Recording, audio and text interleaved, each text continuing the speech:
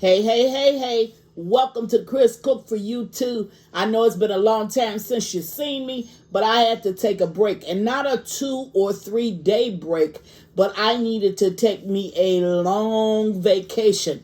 I've been doing this for 8, 9 years, never had a vacation. It was time to just take a break from everything and just enjoy myself.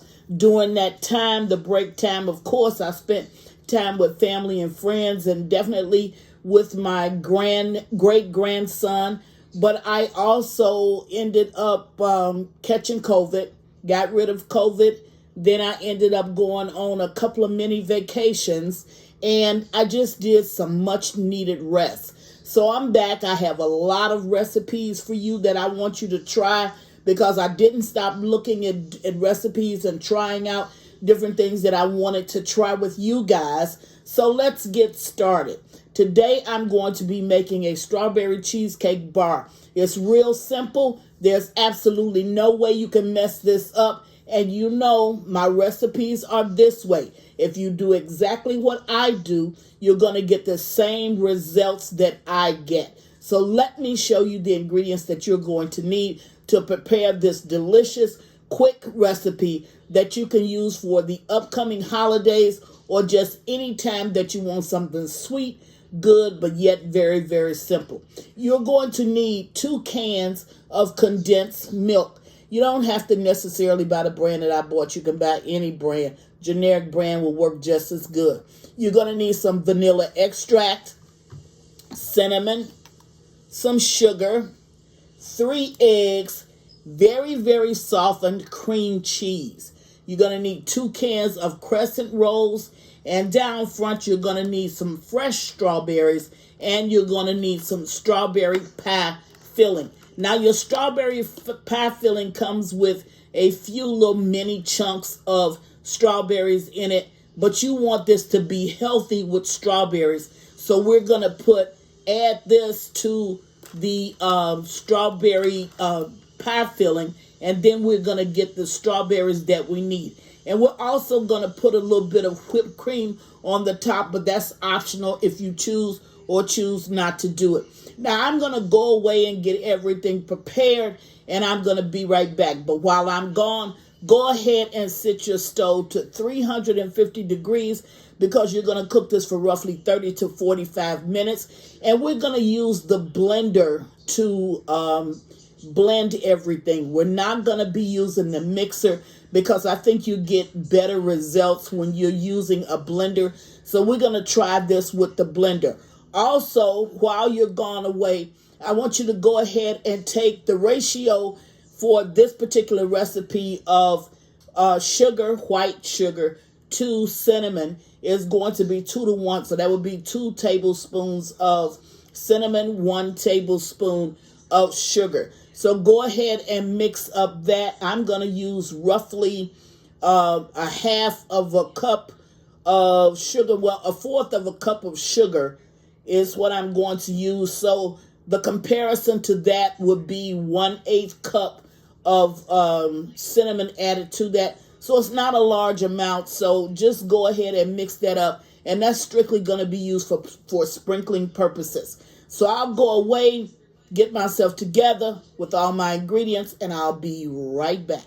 Okay, now I'm back. And one of the things that you have to make certain that you do is to blend your cream cheese and your sugar very well together, because you do not want the lumps that will come from the sugar inside of your cream cheese mixer. So I have everything in my blender, and what I'm going to do is I've already started the 2 containers or the 2 packages of softened cream cheese. So what I'm going to do is I'm going to add to that 1/2 cup of sugar. Okay, once I put that in, I'm going to go ahead and put the top back on. I'm going to close it down, and I'm going to cut on the power and start it. Now I'm going to actually do this on 1. If I need to move it up a little bit more, then I'll move it up. But I'm going to let it blend for maybe about a minute. So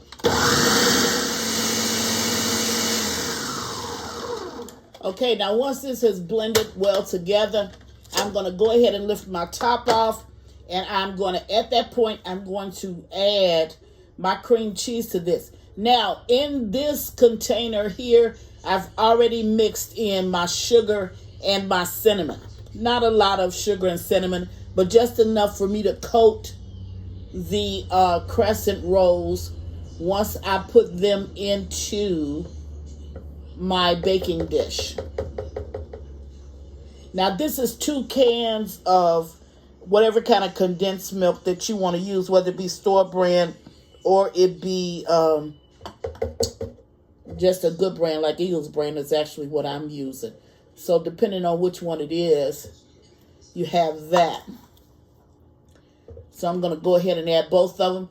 On top of this one, I had just a little bit of sugar left in my container. And you know, I don't believe in throwing away nothing. So what I actually did was I added that little bit of sugar to the top of the condensed milk can, so I could go ahead and put it in. Now, I'm going to ease this top back on while I scrape down the sides of this, and I'm going to let it do just a little bit more blending.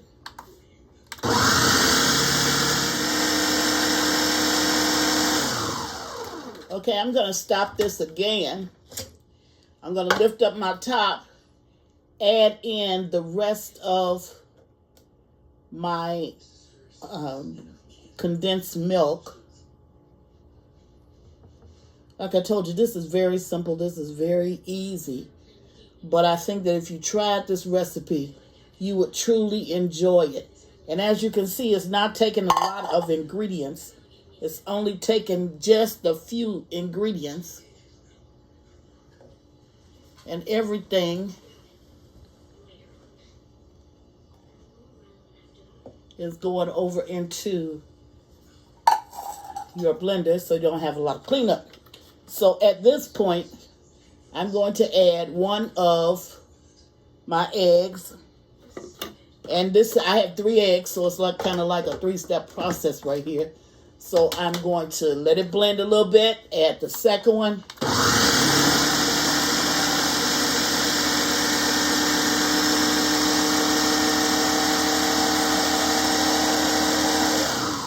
I let that blend for about 10 minutes. Now I'm going to add that second egg. Do the same thing. I'm going to start it back up. And now I'm going to add the last of my eggs. There's 3. Alrighty. Blend it up.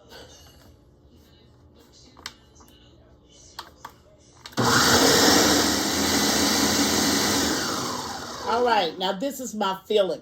My filling is ready, and we're going to move to the next step.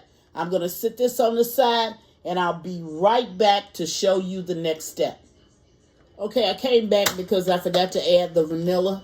So I'm going to, and I want to show you every step of this. I'm going to add this is really like a tablespoon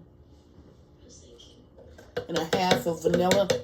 I don't want to do anything off camera, because that way then you won't really know what to do. So I'm going to go ahead and blend that in. Okay, that's blended. And it's one thing about the blender. I think that the blender is a much better process when you're making this dessert. But if all you have is a mixer, then go ahead and use your mixer and don't worry about it. So now we're going to move to the next step, which would be for us to put the crescent roll into the bottom of our baking dish.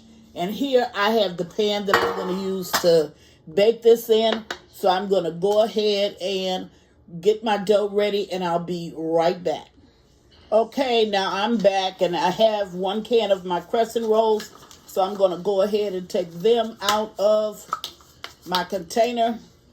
I'm going to open it up, and you can buy these where the perforated line is not there. You can buy them where they don't have a perforated line. But because mine has one today, what I'm going to do is to just seal it up. So the way you seal it up is just by pressing both sides together.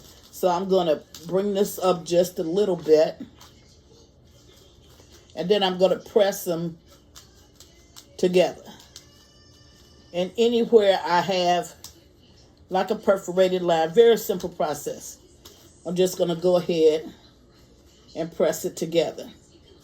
Now, once I get it all pressed together, I'm going to stretch it to flatten it as much as I can. And your bottom crust don't really have to be perfect. It just has to be. Okay? So once I've gotten that flattened down, you can use your rolling pin. I do have one in the drawer, but you can use your hands too. Okay, so once this is done, then I'm going to take this and I'm going to place it in the bottom of my pan. Now, if my perforated line split, the only thing I'm going to do is once I get it in the pan, I'm going to put them right back. Okay? So I'll start with this end.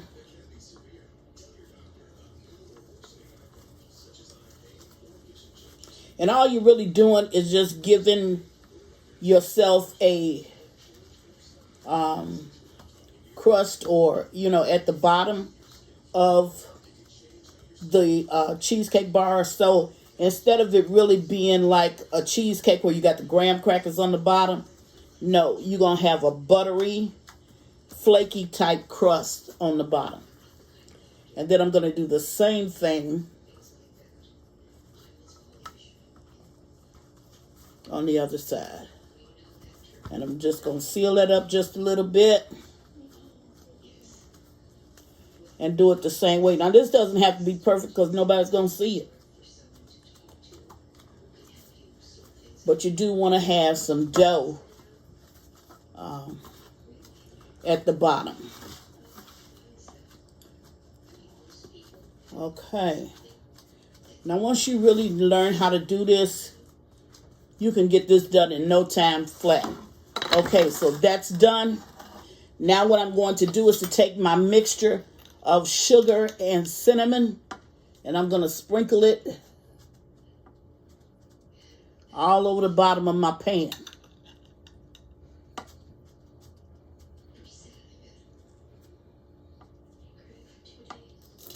Okay, I'm going to make this a little bit generous.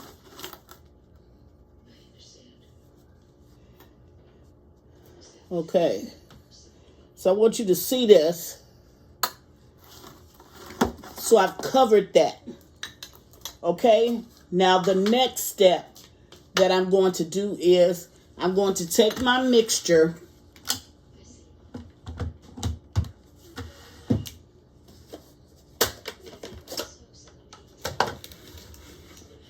I'm going to open it and I'm going to pour it down on my dough. Okay, so here we go.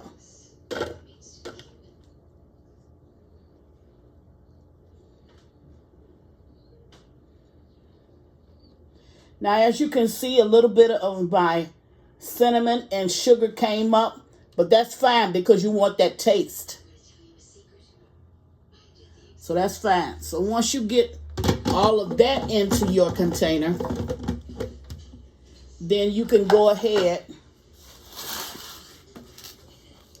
You can add a little bit more cinnamon if you like, and sugar, or you don't have to. Depends on how much of the cinnamon and sugar you actually want to taste. Now, you have to have a top covering on this.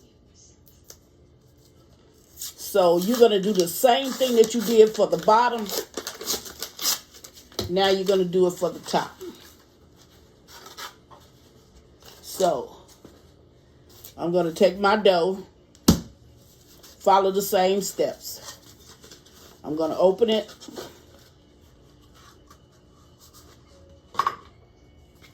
Unfold it.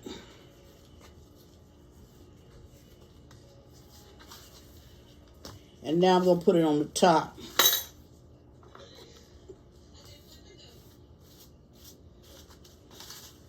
Now, I told you that anybody can do this. This is simple. If you do the same thing I do, as I always say, you're going to get the same results.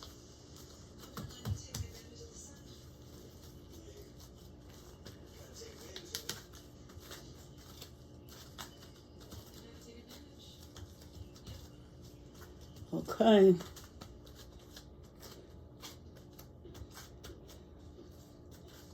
I'm going to go ahead, and it does not have to go on perfect. And it's going to soak up some of your mixture anyway. And it does not matter if your perforated lines come open a little bit with this top. It doesn't matter. Okay, I have that on. Sprinkle just a little bit more of my brown sugar mixture. I'm going to put this in my oven for 30 to 45 minutes, allowing it to bake at 350 degrees, and we do not want to overcook it. So as soon as your sides turn dark, the inside is done. Now, you don't have to have it like a cake where it's not shaking. Your inside will still have that jelly type shake to it, but your outsides should be brown. As long as they're brown, don't worry about that jelly shake, because once you take it out and it cool, the cheesecake bars are going to be fine. So I'm going to go ahead and put this in my oven. When I go away, I'm going to go ahead and cut up my strawberries. I'm going to wash them and then cut them up. And when I come back, I'll show you how to make the strawberry glaze that's going on the top. And then we'll get out some whipped cream and we'll go ahead and hopefully when it cools, we'll serve it up. I'll be right back. Okay, the cheesecake bars is ready. It's out of the oven. And the edges are brown, even though the cheesecake does not look like it's dark. You can see the crust on the top, and on the crust, of course, you see the brown sugar and the cinnamon. But we're going to allow this to cool. Once it cools, then we're going to top it with our strawberries, and then we're going to add some whipped cream, and this is going to be scrumptious. So I'll be right back. Okay, now I'm back, and as you can see, I've already diced up and sliced up my strawberries. Okay, and these are fresh strawberries in here. So I'm going to take my pie filling, the one that we talked about at the beginning of the tutorial, and I'm going to add this to my strawberries. So I want you to look. See, you can see some of the strawberries that are down over in here. It has strawberries in it. But these are not what you really want to use. Okay? They're fine to add to your fresh strawberries because you're really getting this for the glaze. But they're not the ones that you really want to serve over your cheese bars. Now, I do want to tell you too, you can omit the top crust that I put on the cheese bars. And you can just do it without that second crust and just have your bottom, your dough bottom. But I chose to have the crust. Okay, so you're going to mix this up.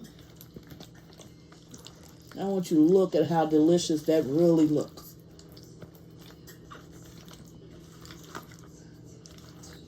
Okay, so we mix this up so that we can spread all of that down on our cheese bars when they cool. Now, your cheese bars have to be all the way cool. Why is that? Because you do not want to melt your glaze.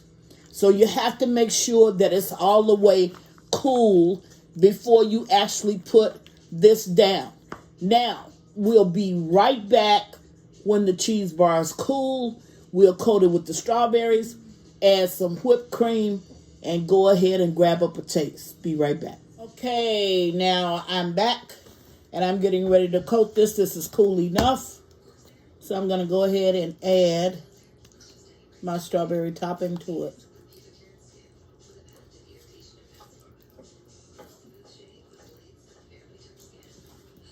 Now, this is a dessert that I think that if you shared this with your family and friends, whether it be a picnic, an outing, or just something that you want to make for a dessert, you could even use it for a special time. I think that they are truly going to enjoy this.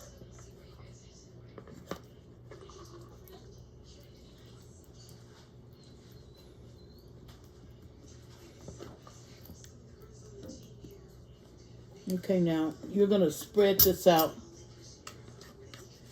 generously over the top.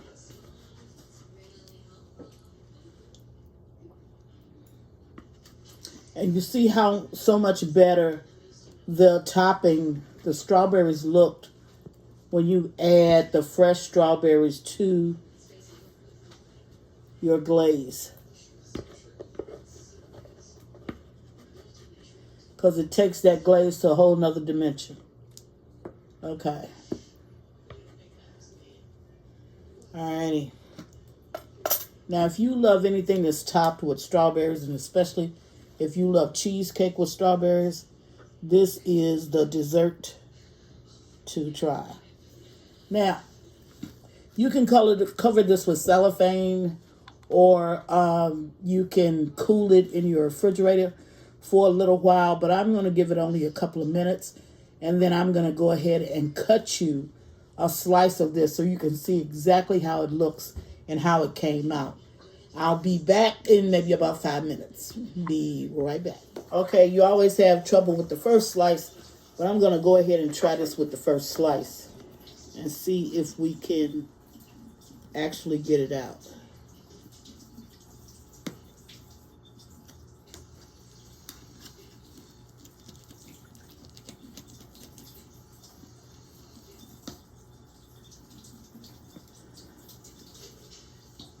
If we can't, then I'll go and take the first slice out.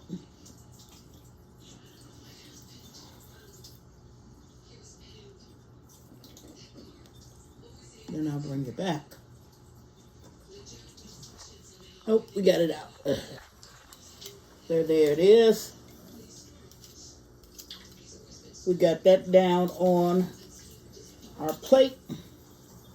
We're going to go ahead. Can I get a fork from over there? And we're going to add a dollop of whipping cream to it. Now there you have it. Now I think that this was real nice, a real nice way for me to come back. The first dish that I made. I think that if you try this, you are truly going to enjoy it. This is a cheesecake strawberry cheesecake bar. If you try this, you are truly going to enjoy it, as I'm getting ready to do. Here's what it looks like. Real fast and easy. Something that you definitely can do. See if I can turn it around so you can see that slice that I took out of it.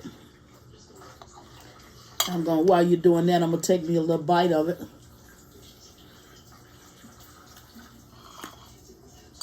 Oh my goodness. Chris has done it again. This is really delicious. It's easy to make, simple, something you can truly enjoy, and you will make this again and again. If you try this and do it exactly the way I do it, you're going to get the same results. And as always, thank you for watching Chris Cook for You Too. Glad to be back. See you later. Please follow me on Instagram and Facebook at Chris Cook for You Too. And don't forget to share this video. Bye.